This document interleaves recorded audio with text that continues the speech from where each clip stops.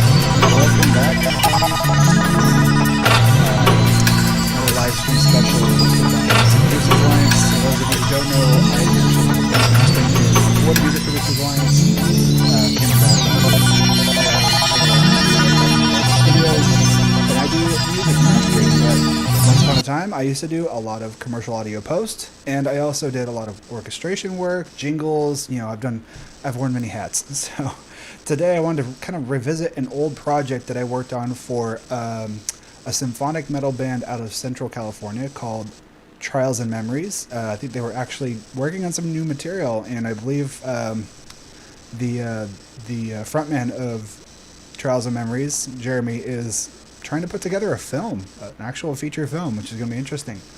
Dude, I'm super excited for you, man. Hopefully you get that together. I'd love to see the script if you have that, by the way. So today what I want to show you guys is kind of break down a project. I'll deconstruct it because it's already done. But I want to kind of go through some best practices for taking finished projects and saving everything out. One, for archival purposes. Two, to kind of like have quick access to assets that will make it easier for future productions. That way you don't have to like spend your time spinning your wheels, such as somebody's saying no audio. Well, there we go. I think I am getting some network lag issues, and it's just my ISP. So unfortunately, I think there might be some intermittent issues with video and audio. Just let me know if it gets any worse. So anyway, my point today is I want to just kind of open up this session. It's already done, but I want to kind of go through and deconstruct the project and show you guys some best practices for that, as well as kind of dive into a little bit of my orchestration approach. And this is going to be using Kontakt, a lot of Kontakt third-party libraries. There's a ton of them out there, so if you guys want recommendations for what ones to look at, what ones to start with, things like that, yeah, there's going to be some recommendations for you. So before I get into that any further, I just want everybody to know I'm going to be going on vacation next week, so I'll be gone for probably 8 or 9 days from like the end of August to the beginning of September. So if anybody has any mastering projects, you're out with me. Let's try to get those wrapped up. I'm going to try to do my best, and we'll get those buttoned up before we leave. But that means I will also be missing all of the producer roundtables that are happening, I believe, next week and the following week, because we come back like that day, and I won't be available for those. So apologies to anybody in the producer roundtable who was planning on getting some feedback, possibly even hearing more of these tracks like this and sharing our screens and stuff like that, which is part of what the roundtable is for. But I just want to kind of share some best practices today with everybody. So without further ado, let me just hop in and kind of walk you guys through what this project was. So I'm going to play a little bit for you, play a couple of key parts, but without getting into too much detail. Now keep in mind, these are like 8.5 minute tracks. I'm already at 7 minutes right here. So yeah, 8.5 minutes. Some of their longest tracks are up there. These are crazy, symphonic metal ballads. They are intense, as you can tell by this down here. This is the tempo map for the project, and it goes all over the place, anywhere from, I want to say 145, 150, 200, 180, 143, 120, 185. Like it goes all over the place. But as you can tell, there's kind of some repetition in the pattern to the tempo movements. So we'll get into that in a little bit. But first, let me just play the track for you, and I apologize if it's really loud. Just watch your volume on your headset or whatever. And without, here we go.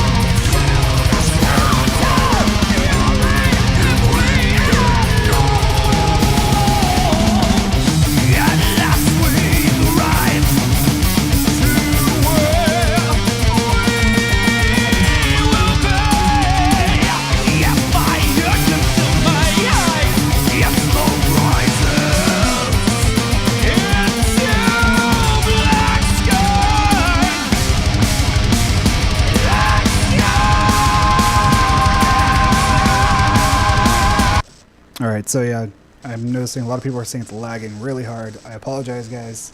Try to bear with me. At the very least, I will try to do this, and I'll just share the video afterward. I'll upload it as a proper VOD because I am recording this.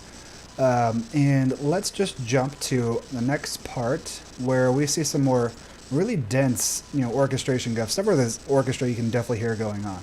So let me just play that for you.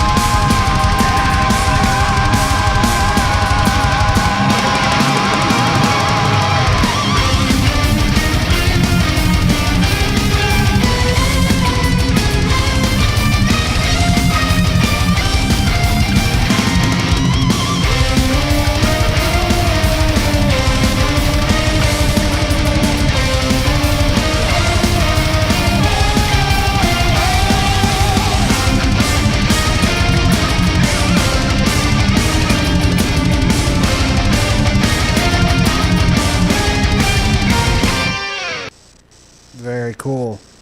All right, so obviously it was pretty buried in the mix, and it just has to do with the particular mixing style that was done by Adam of Producer Studios out of I believe it was Oakdale or somewhere up north in the Central Valley area. I think he's still out of Oakdale. Super cool dude, really, really good with metal, hard rock, a lot of different styles of rock and metal, but did a great job with this, man. Kudos. So, as you can tell, it's already brick wall mastered. This is the final master, so I'm playing through that. I'm going to turn that off. We'll go into the mix, and I will share with you guys some of my orchestration work so you can hear it more clearly. I'm just going to go a couple of parts here. So I'm just play that back so you guys can hear it soloed, mixed between the rough copy that I have and hear what I was working with when I was orchestrating, and then actually get to hear the stems that I sent off.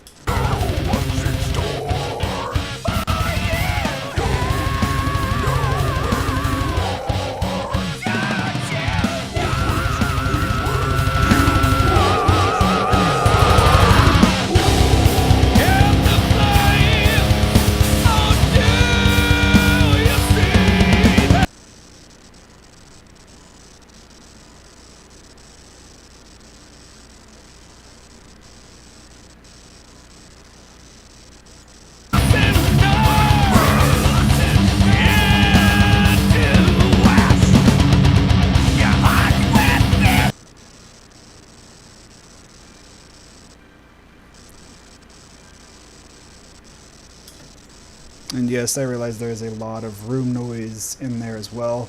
These are mostly just trying to get a good idea of the orchestration, meaning all the MIDI programming that needs to be done, and get all of the multi-tracks set up in an efficient way that allowed the mixer to do the final mix. And so there's a lot of balancing issues that still need to be done because I'm not doing the mixing. I'm basically handing over the stems, and they are taking over the mix down the line. But that said, this is basically a session that I was working with when I was working with Jeremy in Trials and Memories to get all of the orchestration work in order. And so as you can see, I've kind of labeled it. There's a little bit of color coding going on. And that is based on these buses that everything is being fed to, so I can easily just export stems based on the bus groups that are happening down here. So if you guys aren't familiar with orchestration or anything with Contact, Contact is an amazing VST. Again, all my libraries are... This project is from 2011, if you guys can believe that. So trying to reopen this and actually go live with a lot of these plugins probably not going to work, because I believe this is Contact 4 and we are now at Contact 6. So this, I was using a combination of LA scoring strings for pretty much all of the strings, and then I had it's called Orchestral, Symphobia, but I'm sure Project Sam, that's the one. There's a ton of amazing libraries out there, so if you guys want recommendations on where to look or where to start, I would probably start with, if you're looking for stuff like this, you know, epic modern metal, or even doing just the cinematic sounding modern drama or trailer sounds, there's a couple I can recommend out there for you, and that has to do with, let's see, I would, again, prefer Project Sam. Symphobia is great. Another one is Audio Imperia, and these are a little bit newer, so you're going to have to make sure you at least have Contact 5 or 6, probably not the older ones. And as long as they say they work with Contact Player, it means you don't have to buy the full version of Contact. So anytime there is one that says it requires the full version of Contact, you have to actually own the full-blown version of Contact, whereas when they come with the player, you can actually get the player for free from Native Instruments, and then when you buy these sample libraries, they will work without the full version. They'll work with the player version. That's what they're designed to do. So obviously there's a couple of great ones out there. The Orchestral Core, Nucleus, Aria, Cinematic Ensemble Strings. I haven't used these, but I've been hearing amazing things from other trailer producers out there, and trailer music is getting really, really big with EDM, because it's just, there's a lot of hybrid between the two, and they seem to gel really well together. So if you're looking for modern sounds, these two can do a really good job. If you want to get more serious into like film production or actual scoring for like underscore for films, documentaries, things like that, I would probably go the route of Spitfire Audio. And these guys have, I would say the one to look for is, it's Albion. Anything from Albion range is going to give you all of the textures, the palette of a full symphony orchestra right at your fingertips.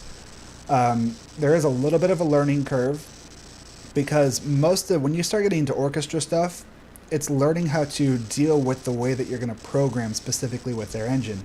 So for example, Spitfire works a lot with key switches, meaning they've already predefined how to articulate and switch between, like, let's say pizzicato and staccato for strings by just pressing a key at the bottom of the register, well out of below the range of what you would be playing in.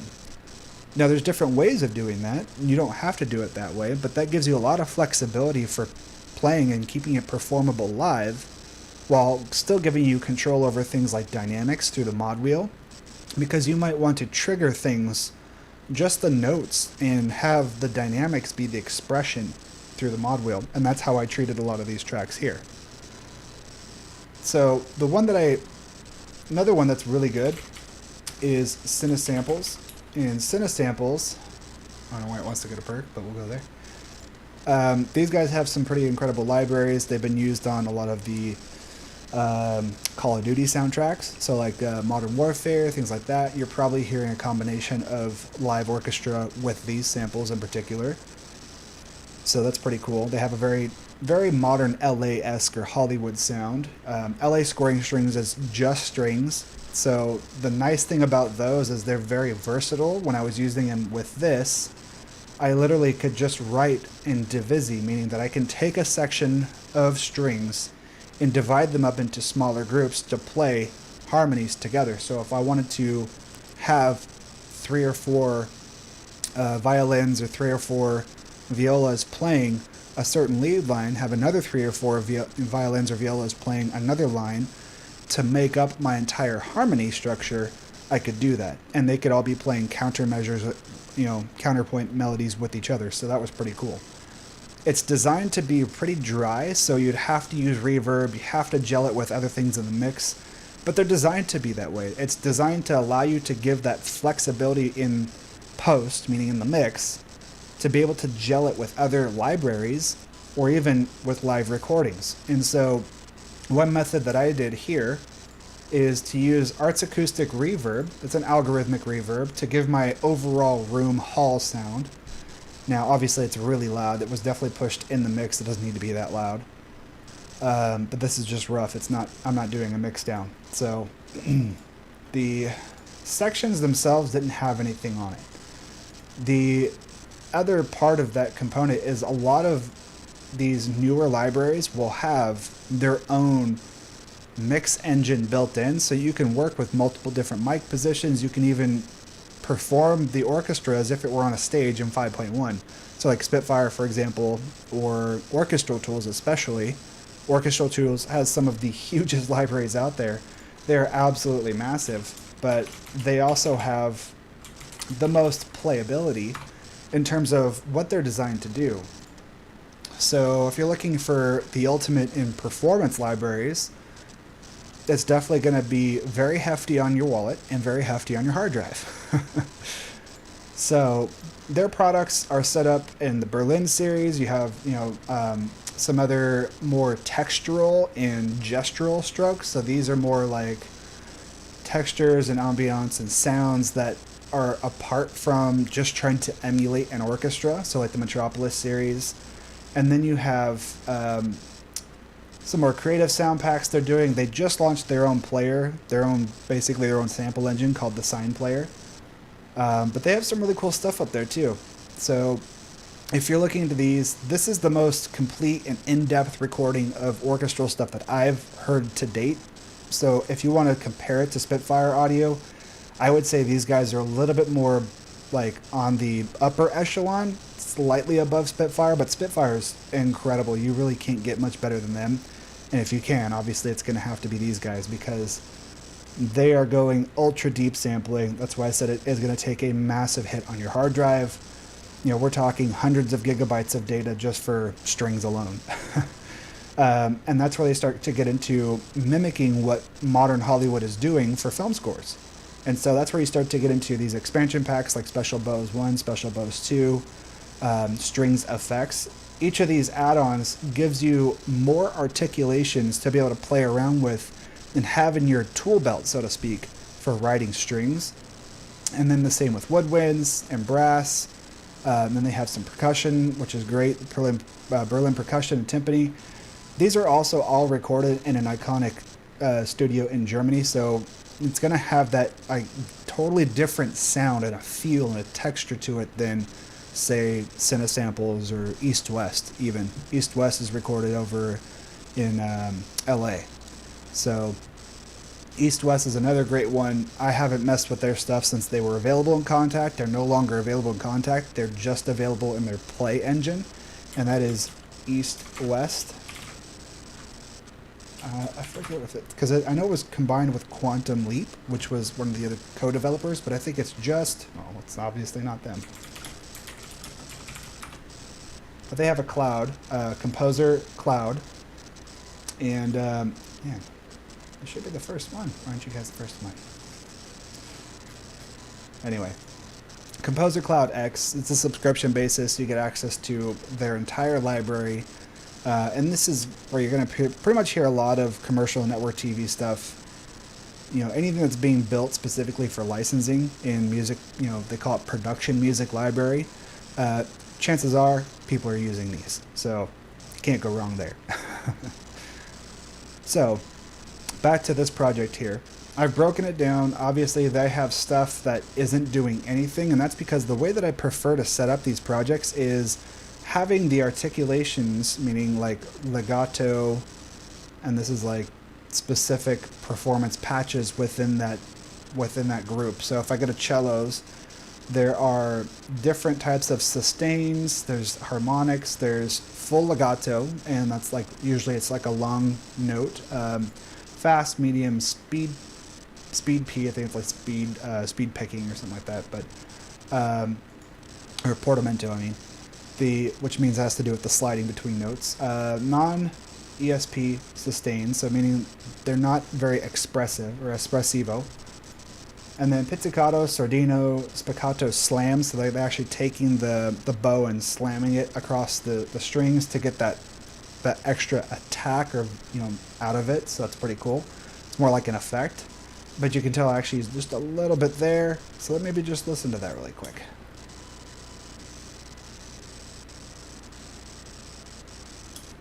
And it's just a little bit more attack of that bow across the string. Makes it more percussive, but the note's still coming through.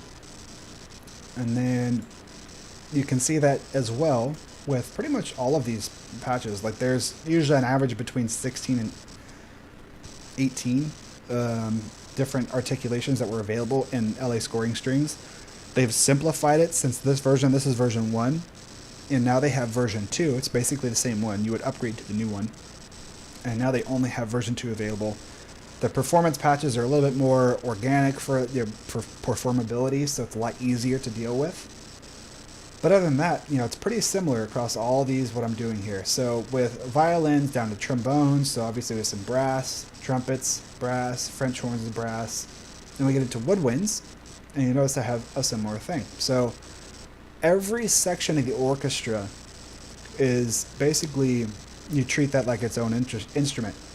And so with my approach here, I like to have them all performances available, and I might switch between the two. So I tend to work in sections at a time. So I might only be working with the MIDI that Jeremy provided me, and he had some of the bass orchestration mocked up already, but I had to take it and try to spread it out to make it sound realistic. And spreading, either if I look right here, like I would take some of his notes and spread that across the spectrum, so it wasn't just trumpets playing, which only play in a certain register, but the French horns as well, or looking at all the strings and trying to basically use that Divisi approach, taking a complex chord and spreading it across all of the strings that play that range.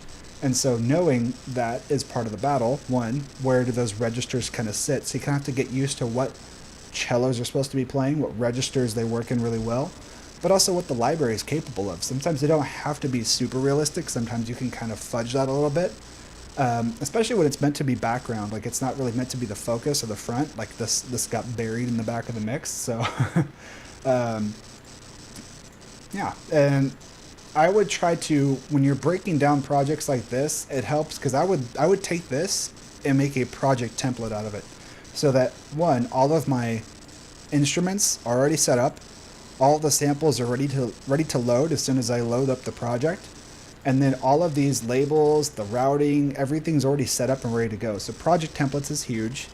But the other thing I would do is I would also take all these, right? And I would basically say bounce the clips, make everything a uniform length for my MIDI. And I would bounce these MIDI clips separately. Like I would actually export them to files. So I have these MIDI files for each of the performance articulations. And in certain cases,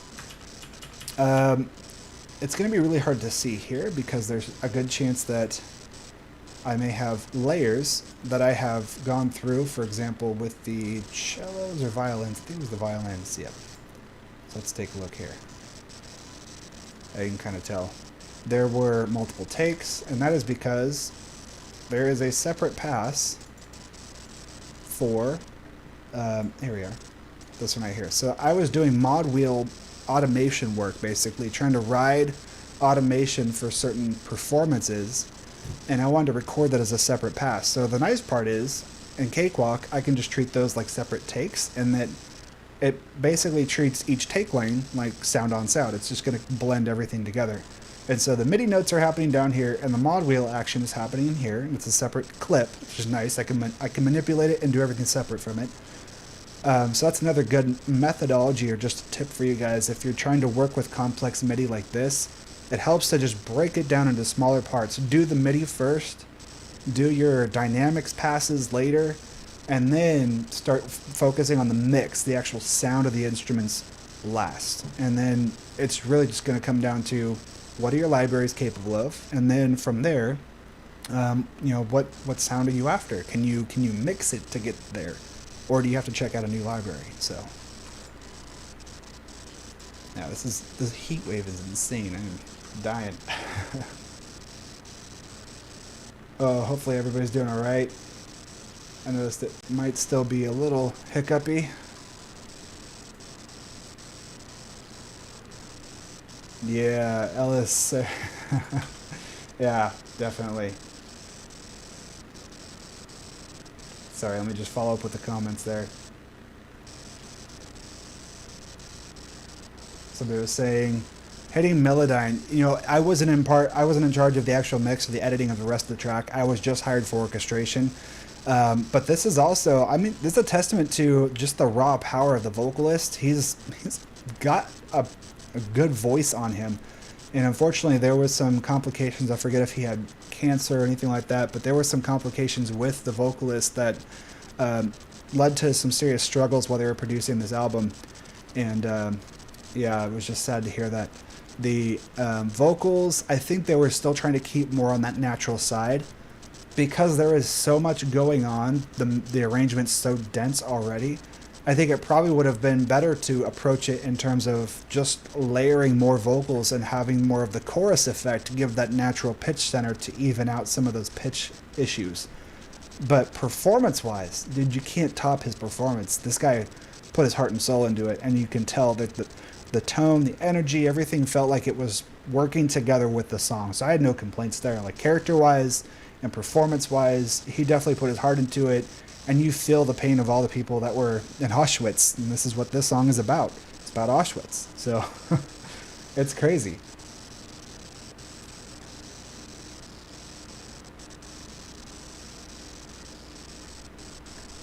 Hopefully everybody's doing good. Just checking on the stream here. Yeah, so yeah, Ellis said the first time he said skies. I agree with you. There's a couple of things that were niggles, but you have to move on. Like you can't make everything perfect. And honestly, if I heard a completely, perfect sounding track and everything's just started sounding sterile, it would probably make me move on.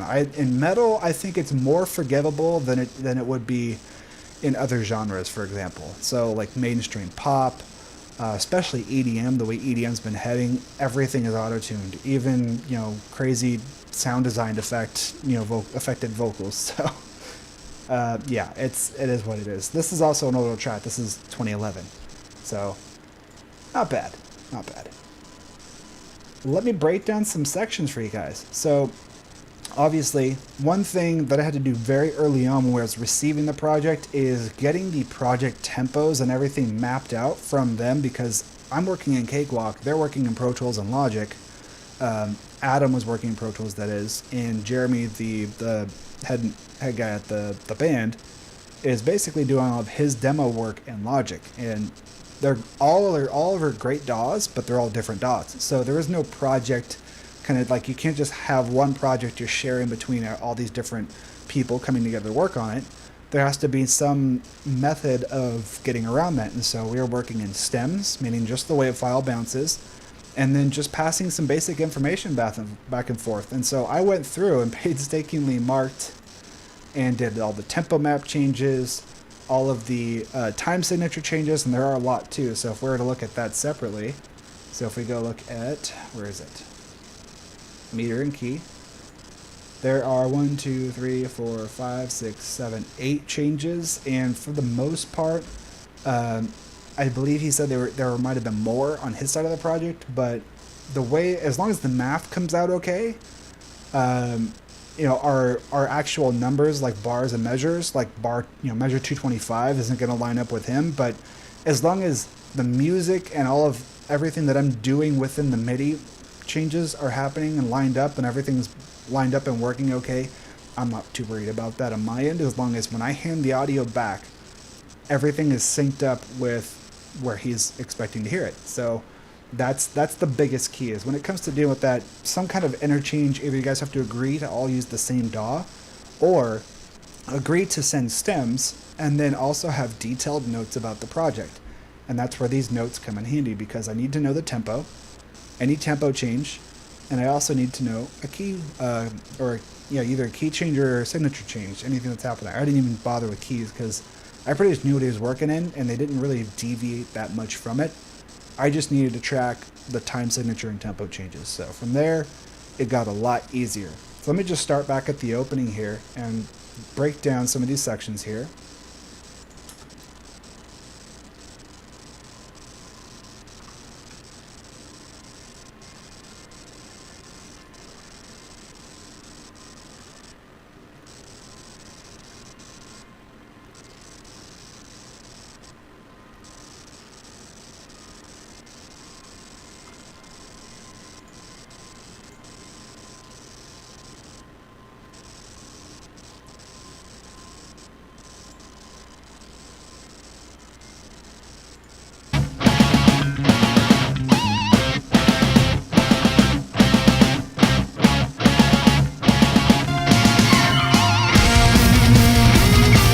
Very cool. Man, that tail just carries on. That is awesome. So obviously you can see I have several sections all playing together. There wasn't a crazy amount of time to do this project. I can hear a lot of improvements that I would go back and do now. For example, being way more dynamic with all of the articulations, and notice not a lot of them have, if I were to go in, not a lot of them actually have all of my MIDI mod wheel moves, so I wasn't really writing dynamics the way that I could have, and that takes time. There's a lot of pass work and minor editing. I spent a lot of time just editing notation and moving things from the original MIDI files and stuff that he sent me and moving it around within the various articulations that I have to kind of make things make sense in terms of like punctuation and following the energy of what the song is doing. So moving between things like, legato, staccato, and then all of the other things that the strings are doing, they get really complex. They're crazy. And you can see violins, violas, cellos. Like I only focused on using like 3 or 4 specific sounds. So if I even just go in, I would recommend keeping them in this project, but probably just hiding tracks you're not using. By the time you get to like mix down and stuff, you don't really need them, but it helps to keep them there if you have to go back and make changes to the program. Let's say you decide, whoa, hey, no, I do want, harmonics or, sustain patches playing there. So if I just hide that, there we are. Oh, it's because I had that track. There we are. Anyway, you guys can tell just doing some basic things for organization, some basic things for, well, I wouldn't necessarily say basic, right? This has more to do with understanding what the library you have available to you is giving you. So these are all laid out with basically just the entire library set up for me to be able to just swap between enable, start recording, and perform right inside that patch. Anytime I need to take one of these tracks, I can easily just bring that MIDI down. For example, like this guy down here, now the staccato will play instead of the spiccato, and just get used to hearing things through different articulations, and that's a big help. But as I get back to talking about orchestration with some of the other tools like Spitfire Audio, for example, where you use the key switch, you may have to approach this layout differently, meaning you might use the key switches as their own MIDI channel, so you can play on the piano track or something to get your main melody and idea down, and then set up your key switch track to just go through and map the changes anytime you want to change between articulations. So if I want to change between spiccato and staccato, I just find where those two key switches are on the keyboard, and while I'm playing it back, I'll record to that own MIDI track those key switch changes, and it will perform, and I'll hear it in real time because I should be playing it back, right? And the MIDI notes that are playing from the track above will be affected by the key switches that are happening because they're both feeding the same MIDI input, basically. So there's a little bit of like setup that's involved, which is why you want to take the time to build a template. And that's really what helped me learn these programs inside and out, so that I can get to this level of orchestration that I'm doing here. And this is back in 2011. I would be way better now just because I know going in, I would probably approach things a little bit differently, simplify things, and especially because I don't have LA scoring strings anymore, it's LA scoring strings 2. All these performance chances are all the patches, the instrument loadouts, everything's gonna change. It's a little bit more simplified, a little bit easier to write for. So I think that's the biggest thing. If anybody has any questions on orchestration, that would be a great time. Just hit me up in the comments below. There is so much to unpack from this project. I can't possibly do it in one video, but I can leave you guys with some great resources. So if you want to dive even more into orchestration, I would probably check out Spitfire Audio's main YouTube channel. Christian Henson, who's one of the co-founders of Spitfire Audio, has his own vlog, and he has some great stuff on his channel for setting up a master template, for showing his approach behind some basic orchestration moves. And there are a lot of things to unpack in those channels, but those are the two places I would start. And then if you're going more the orchestral tools route, I have a buddy of mine who has been putting out a lot of videos for orchestral tools using their libraries and kind of just showcasing what they're capable of. And I can share that in the comments afterward. I'll share that whoever wants it.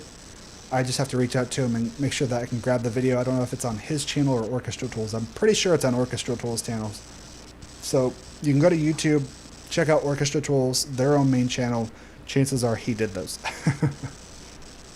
And then there's one more. I won't cover East-West because the ones that I've used are so old.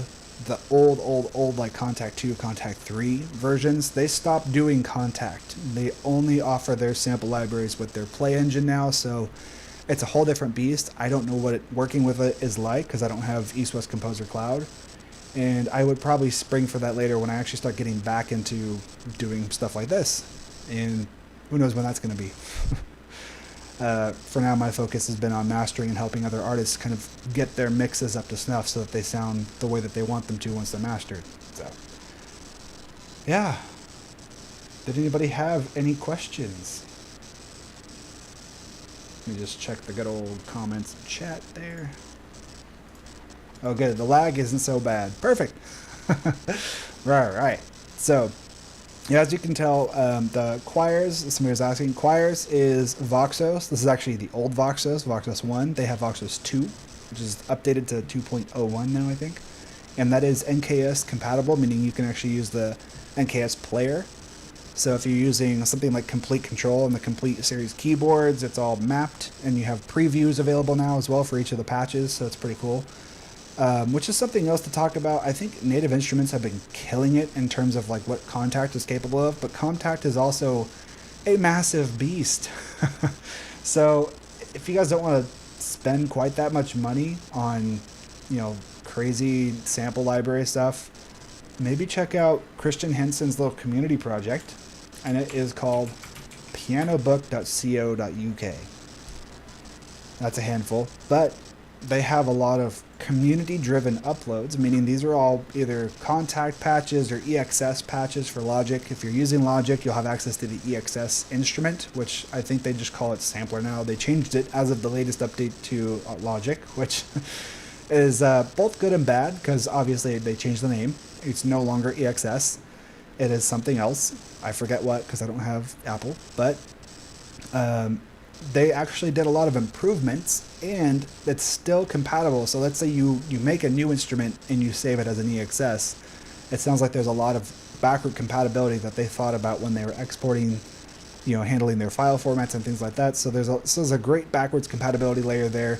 I don't know if it will carry over all of the new features that they've added in, because it sounds like they've added some other tools that make it more sophisticated and able to compete with things like Contact, for example. But I think that's pretty cool. So this community is basically just sharing all of the hard work that they're doing with recording, themselves. Basically, they're recording their instruments, they're recording their own voice, and it's all available here for free, for the most part. It may not be that way much longer because they are trying to move to a payment model. So you notice the shopping cart out here. They've kind of simplified some things, so it's nice that you can go add a bunch of things to cart and just bulk download instead of having to just go to each instrument and download one thing at a time. But that also means what's coming. They're going to try to monetize it very soon. So I would hop over here, check out what they've got. If you have the full version of Contact, you should be able to use most of these instruments. Unfortunately, they don't say player, so they're not compatible with the free version of Contact player. So there is that downside. However, there is a lot of cool stuff on here. There is a crap ton Like, there's a lot of amazingly sampled pianos. This is obviously how it started. It started as a piano library, first and foremost. But people have been uploading all sorts of stuff to it, so it's pretty cool. There's a lot of wind instruments, there's guitars, a lot of really cool sound designy stuff. So if you go to choir, anything like found sounds, the drums and I've heard some crazy stuff with guitars where people are just making insane pads out of these, incredible, pedal chains that they put together, which is awesome. Great for sound design work. So, let me just update my little Facebook thing there.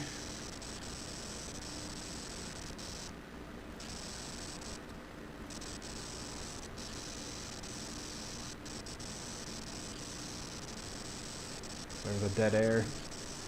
Just checking what everybody's doing. Okay. So, hop back in here. And that lag is just killing me. That very last part, there really wasn't a whole lot of crazy MIDI work that I had to do. Like I had to go and move things around and playing with lead lines and things like that. But other than that, he provided the bulk of the original MIDI for me to take and orchestrate in terms of like moving across what instruments are going to play what and what articulations are going to be used to make it sound authentic. So let me play this ending back for you just one last time. We're going to hear it with the master track on.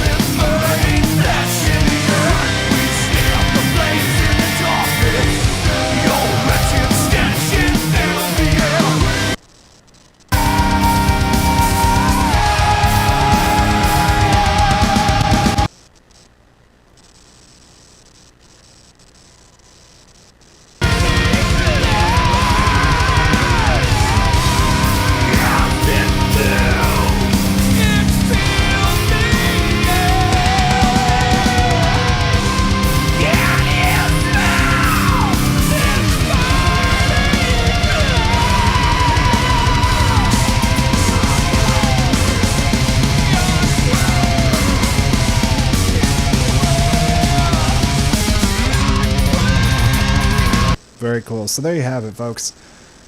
That is the entire track. Obviously, it's way too long to play the entire thing, but you get a good idea of what went into the orchestration.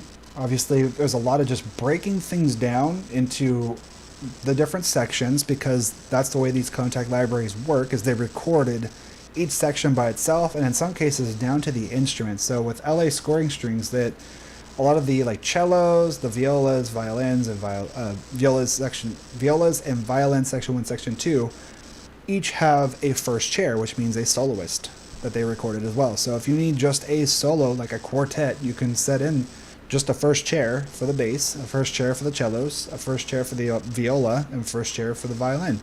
And there's your quartet. So you have the whole register from low to high right there, and that's pretty cool. Native Instruments does have their own line of sample libraries for, and like symphonic stuff. So there's like Ensemble Pro, there's the basic ones. They also have the horns section, brass section as well, and that's pretty cool. I've heard some great things, but I haven't really used them a ton to give you guys some great insight on whether they're better, easier to use, are they simpler to kind of set up than this. I'm almost certain they're a lot simpler to set up than this. They're kind of designed for like to be a performer patches, so you can set up articulation engines to kind of play arpeggios and things like that for you. But you can also do that in LA Scoring Strings. They have something called the ARC. Basically, it will let you set up all sorts of cool things, including having just one note trigger 8th note or 16th note, runs of things, or you can have it set up to arpeggiate between a chord if you want. So it's pretty cool. There's a lot that you can do with it. I'm not really trying to sell on these guys, but there's a lot of stuff that you have to understand when it comes to orchestration. The goal of orchestration is to just focus on making things sound authentic and real, meaning knowing the limitations of what the orchestra is capable of. So if you wanted to actually bounce this out, like if I were to grab this here, for example, like these here, and we go to view, and I say, where is it? Staff view. There we are. It says have multiple tracks. This is where it starts to get really crazy, because this is how the film industry will work, especially if you're going to be working with live orchestras, is you might take a MIDI mockup and it had better be well prepared for print. And that's a whole different ball game. I don't really deal with that because I haven't worked with films at that level. The closest I got to that was doing a score little like bumper theme for Arizona PBS, their Central Sound Classic station. But other than that never even went to go in front of a live orchestra to have performed. So the mock-up was their final bumper sound. Like, as it sounded authentic, it sounded like what they were after, and it costs way less than hiring a real orchestra to do it. So this is like upper echelon stuff, but it's good to know what's coming down the line. If this is the way you want to head, understanding orchestration, the main purpose is to prepare the MIDI mock-up for print and making sure that things are playable for live players. So that's the one key takeaway. If you guys get nothing out of this video, at least take that away. The other thing is just understanding some basic deconstruction principles. For example, like I really do, after this, I'm going to go through and just grab all the, the clips. I'm going to bounce everything out. I'm going to export all of my MIDI as their own tracks, named exactly as they're named here. I'm going to actually go through and actually save my VST presets, whatever they are, and save them next to the project. And that's another thing that is huge. Saving everything within the project, when you go to save as, that's one thing. But it's just good to have fail-safes, backups, especially because, as I said, the LA Scoring Strings 1 is no longer around anymore. So if this tried to load, it literally would not load because all of those patches are gone. So I would have to basically reconstruct this with LA Scoring Strings 2, and that would be quite a chore. So that's why you want to prepare yourself for things like this. As soon as you're done with a project and you know the song is, released, come back to it really quick, grab things the way they are, take snapshots of things, go ahead and freeze as audio with all the processing applied, and have those multi-tracks available. Notice these are all frozen because I was smart enough back then at least to do that.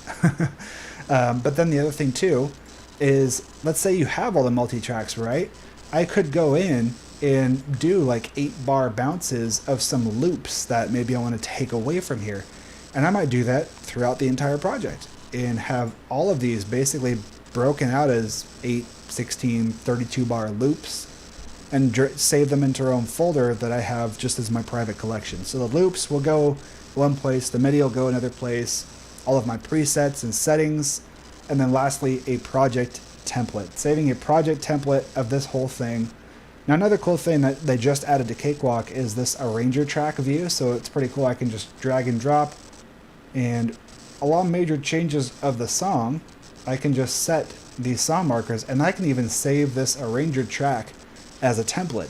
So in future sessions, if we wanted to write an arrangement that had this similar arrangement, I could just import that arrangement template without having to go through the song and do all this setup like I just did. And they're all labeled and ready to go. Like that's super awesome. So anything you can do to bring assets in to newer projects that you want to reuse and make it a lot faster, a lot quicker to get into producing or orchestrating or composing or mixing, whatever you want to do, templatizing everything, saving all your presets. I can't tell you how critical that is. That is what saves me time in the long run, because I don't have to go back and redo things. I know I was talking with Mark, who I've been mastering some tracks with, and he was talking about how he wants to apply this same approach, especially with MIDI. He likes to export his MIDI for his drums now because he finds himself writing so many of the same patterns, and he does a lot of blast beats in his EDM productions, which is crazy. He's super crazy. He's got this Baroque style down, and he is like a MIDI genius. This guy can write and compose just insane stuff. It's awesome. But the coolest part is he's realizing that how much of a time saver it is to just work with pre-saved MIDI, especially if there's stuff that you're writing, these patterns, just save the pattern out as a new file. So I might even just go really quick. If I say here, go back out to, I'll say here, this was 2011. Oh, I'm on the wrong drive, that's why. Open projects.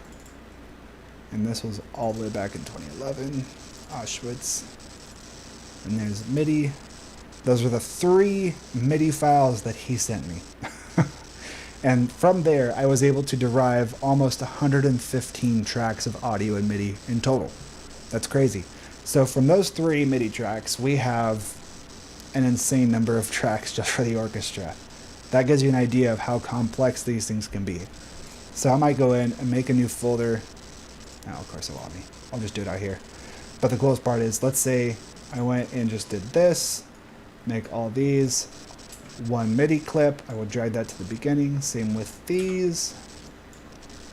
And then drag this out here. And now it says clip 1, right? And we're going to rename that. And we will, well, just grab that. There we go. And then this one, we'll do the same. But we will rename that mod wheel. There you go. And so those 2 clips represent this entire channel right here, which is pretty cool. I would do that for everything. Now, it's going to take some time, but this is why I do it, is to save me time in the future that I need to come back and maybe I want to reuse aspects of these things, especially if I'm going to be loading up those same virtual instruments. And these aren't cheats, these are shortcuts, just like every other producer out there. You can see Junkie XL does it, Hans Zimmer does it.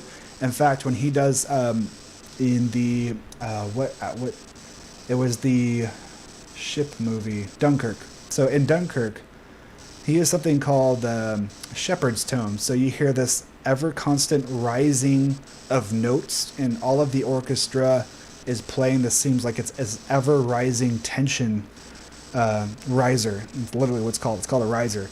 And so this orchestra is just repeating the same pattern of octave runs. And he has literally just 1 macro button he presses on his iPad. It's a giant iPad. And it's connected to an app called Lemur or OSC. And it's basically programmed to run a macro. And the macro will draw all of the lines, all of the notes in the scale that he wants in Cubase across every single instrument that he wants it to, and with 1 touch of a button. So tell me that's not cheating. It's a shortcut. He still produced an amazing soundtrack. Now keep in mind, he does have people working for him. Yes, there's a team of people who are also writing under him. He gets the credit because he is the head of department. That's what a composer is. You are the head of a department. You're the head of the music department. So when you're coming up with music, however you get there, whether it takes a team of people or you by yourself, you're going to have to be the liaison between what the film director wants, the producers want, and what your team wants to do. A team of you, if that's you. He has some amazing master classes, by the way, if you guys haven't checked that out. If you want to go this route, I would highly suggest checking out his master class before you go any further. Junkie XL also has his own YouTube channel, so that is definitely worth checking out because he has seasons based on each of the major films that he's doing throughout the years. And I've caught a lot of them except for Alita Battle Angel. I've heard the soundtrack, amazing soundtrack, but I have not caught his behind the scenes work. The last one I think I caught was Tomb Raider. And Tomb Raider, just his behind the scenes work was freaking incredible. Loved everything he did on that one. So kudos to Junkie XL for that. And without further ado, that pretty much wraps it up. So if you guys have any projects or any questions, feel free to reach out to me through Music Producers Alliance, or just share your ideas in the community. I love to see when people engage in there. And last but not least, if you guys have any projects that you're getting close to finishing, you need help with, it's something I've been helping Mark with, and I've been hearing the progression in just the last few projects that we've been working on together, mastering his work for him. If you go to musicproducersalliance.com, you can book us for mastering. That would be me. But the other thing is we have mentorships. So let's say you just want help getting through those trouble spots of, like, I always run into a brick wall when I'm mixing, or I always run into a brick wall when I'm trying to do sound design, or, I want to get better at, doing live performances. Well, we have over a dozen mentors in the group, and each one of us has our own expertise, what things that we focus on really well, and we all have our own special areas. So, for example, Robert, this guy is an amazing guru when it comes to Max for live devices. He can pretty much build you or design you anything you want. But if you want to learn how to do that for yourself, you want to build your own multi-band compressor, that might be something of interest. I've been trying to do this in FL Studio with Patcher, and this is a whole different beast. Ableton and Max for live devices are crazy. We've got LJ Tisdale. This guy has a ton of DJing experience. He understands music distribution. So he's got some very cool areas of the music industry. So reach out to one of us. If you start seeing us in the Producer Roundtable, which is another great thing to check out. The Producer Roundtable happens once a week. We might even be bumping it back to twice a week very soon. I'm not sure when, but that's something we have been talking about. And it's just a matter of feeling out when that's going to happen. But it's basically, it was getting so popular, we had to put it back behind our paywall. So this is only for pro members. We were having it open to free members for a while, but it's just gotten so crazy. So, just so much work to manage. And there's so many people that want to be involved with it because it gives you instant feedback. And as you can tell, we're actually opening up sessions and people are sharing their screens with us. And, we're able to dive in and solve problems right there in the group. And it's cool. You're hearing from multiple different producers and engineers about the same thing. You're getting multiple perspectives. And that's so cool because it doesn't matter what level, how long you've been in the industry, if you're just starting out, if you're a seasoned vet, everybody's got a unique perspective. And sometimes I'm learning things from people who are just starting and they're leagues ahead of me in one aspect that maybe I haven't considered before. That's super awesome to have access to, resources like this every week. You can share a project, you can open up your screen, you can share it with us. And by the way, this is all with lossless audio. So you're not going to deal with the crappy audio in these streams like this. You have tools like Audio Movers, which allows us to share lossless audio in real time, which is freaking amazing. But these things all cost money. So that's why we had to put it behind the paywall. This is for pro members only. But if you're a pro member, you get discounts on mastering services as well as the coaching. So coaching is usually about $95 a session, but it's definitely a lot cheaper with pro membership. So you get discounts off that. There's also a ton of community resources. So we have studio hangouts. The last one they just did with Zach Allen was incredible. This guy is a Grammy-winning music producer and engineer. You have Pino and Loeb. They were just on our last roundtable. It was super cool to catch up with them, and they just did, and that was just after them doing this studio hangout where they shared some of their incredible work that they've done. And then Henry Fong before that, Ina Wild, Groove Mechanic, Grant Lee, LJ, the list goes on. And if you want to get into video game audio, this is the queen of video game audio. She knows everything in terms of that industry. She comes from a massive scene for the video game music and sound design teams that are in these other communities that I've been a part of for a long time. And she is just this pinnacle, and she's a pillar of knowledge when it comes to that stuff. So big kudos to her.